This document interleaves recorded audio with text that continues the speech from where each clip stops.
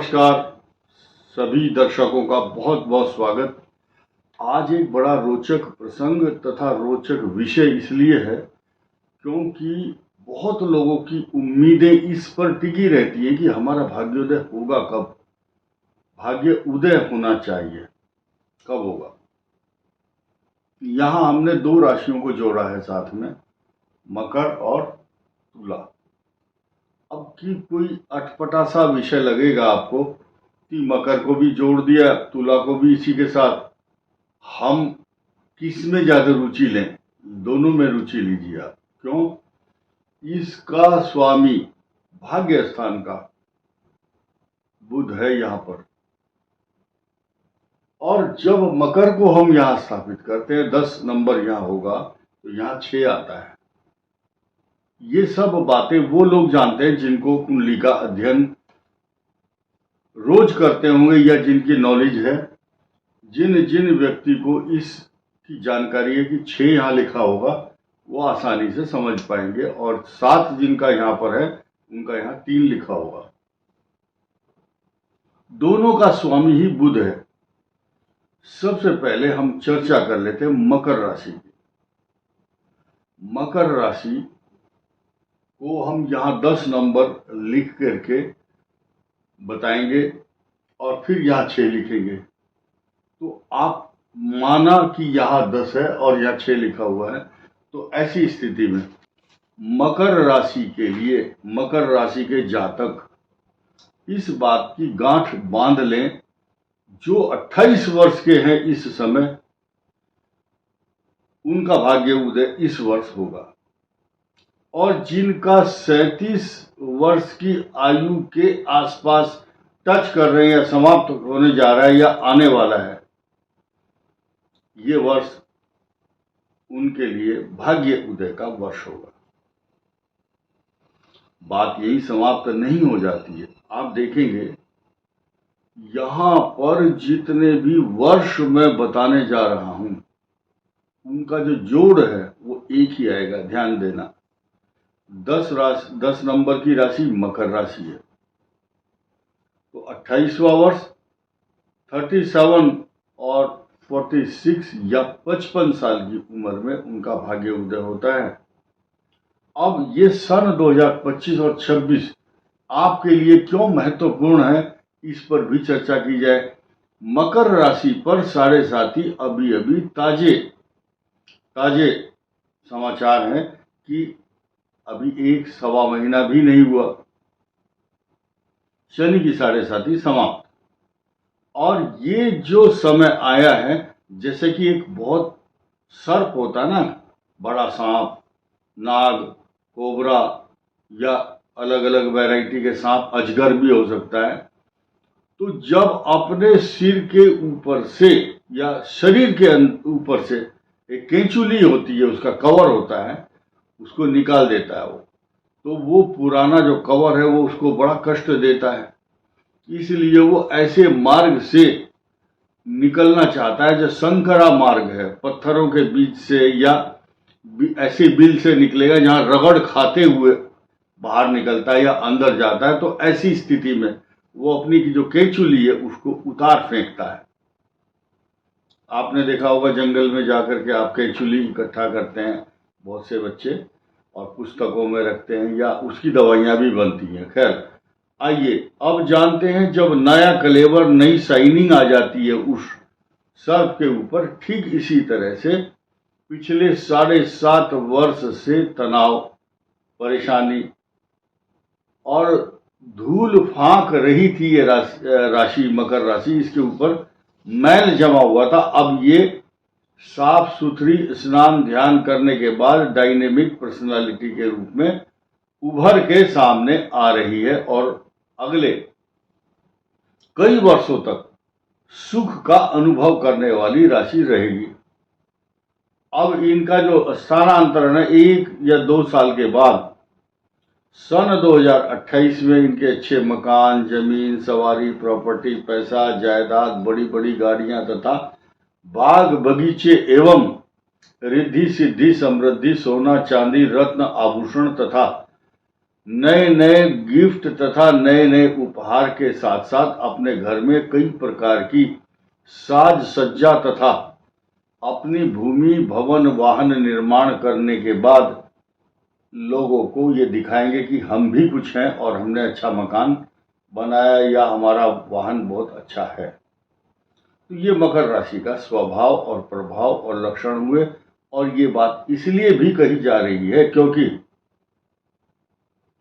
इस राशि का पराक्रम भाव में शनि, फिर आएंगे चतुर्थ भाव में शनि, और बृहस्पति इनके लिए क्रम से, अब देखिए क्रम, देखिए छठे भाव से बृहस्पति शुरू होकर सप्तम अष्टम और नवम जब भाग्य स्थान में आ जाएंगे बृहस्पति, तो आपको सुखी करके छोड़ देंगे।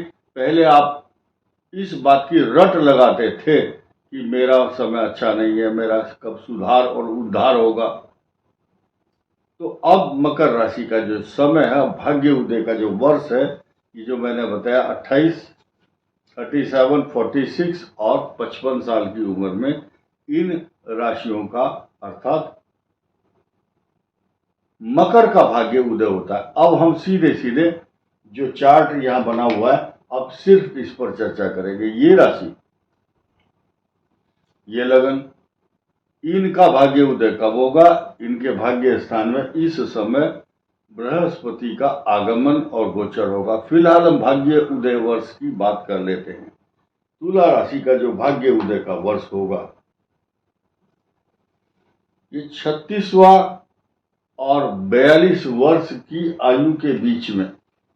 36 वर्ष एक ऐसी अंक है जिनका यहां पर 10 नंबर लिखा होता है या 11, उनका भी 36वें वर्ष में भाग्य उदय होता है। लेट होता है क्योंकि भाग्येश शनि है, मंद मंद चलता है। शनै शनै चरह इति शनिश्चरः, ये शनि का स्वभाव प्रभाव लक्षण है। अब तुला के लिए भाग्य स्थान का स्वामी बृहस्पति तो गोचर में आए हैं, लेकिन यहां स्वामी है बुध। तुला का भाग्येश बुध है, और बुध जो है द्वादश भाव का स्वामी भी है, याद रखना, क्योंकि ये विदेशों से भी धन कमाता है या विदेश यात्राएं कराता है या विदेश जाकर के भाग्य उदय कराता है। डिपेंड करता है कि आपके राहु केतु कहां बैठे हैं। जन्म भूमि से दूर जाकर के भवन निर्माण, वाहन खरीदना, इस टाइप के काम होते हैं। अब नई चीज सुनिए कि जो किसी का जो समय है वो 42 के बाद भी शुरू होगा। बहुत कम लोग होंगे ऐसे जिनका भाग्य उदय 42 के बाद होगा, लेकिन जिनका 42 के बाद होगा वो इतना सटीक निशाना होगा, सटीक तरीके से भविष्य चलेगा और मान सम्मान, तरक्की, पैसा, जायदाद, प्रॉपर्टी सब कुछ प्राप्त करेंगे। और 25 और संवत 2000 सन, ये वर्ष सन 2025-26 में क्या पोजीशन होगी, नोट कीजिए। आपके कैरियर में, तरक्की में, नौकरी में, व्यापार में सुधार होगा, लिख लीजिए, इस बात पर गौर कीजिए। आपका स्वास्थ्य अच्छा हो जाएगा।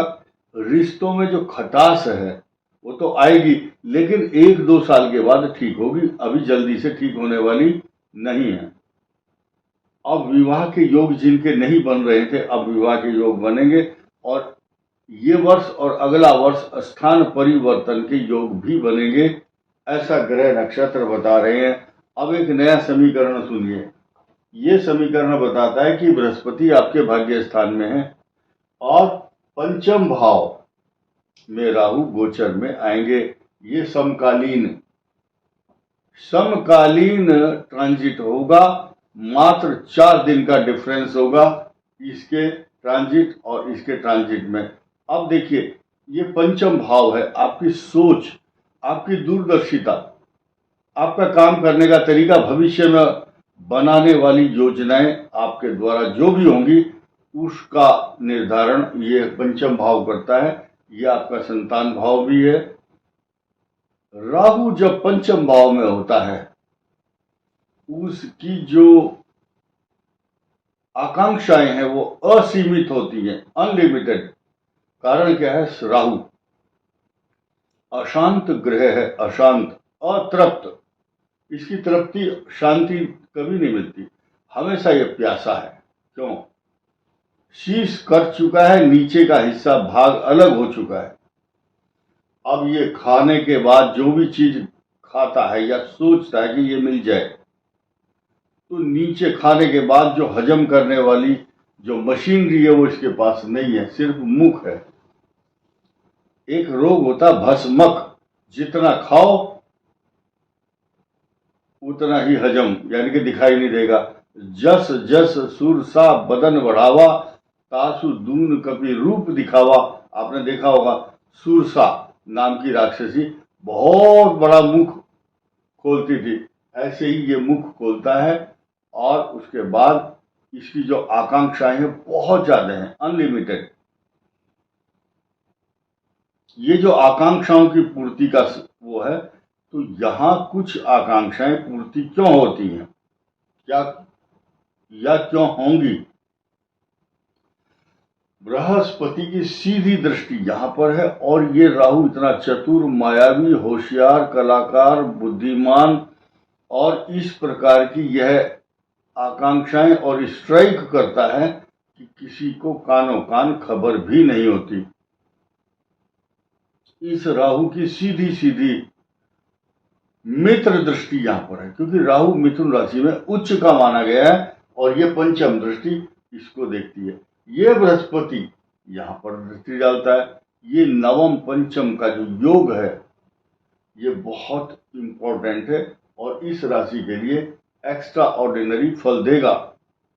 मंगल के जो ट्रांजिट हैं वो क्रम से उस हिसाब से फल देंगे, जैसा कि आपकी कुंडली में ट्रांजिट से लेकर महादशा तक, या गोचर में क्या स्थिति है, और शनि मंगल की कैसी दृष्टि है, राहु क्या फल दे रहे हैं, वो इसके साथ समकालीन व्यवहार उपयोगी है या नहीं, इस बात का निर्णय आपकी कुंडली से ही चलता है। इस वीडियो में इतना ही। धन्यवाद, नमस्कार।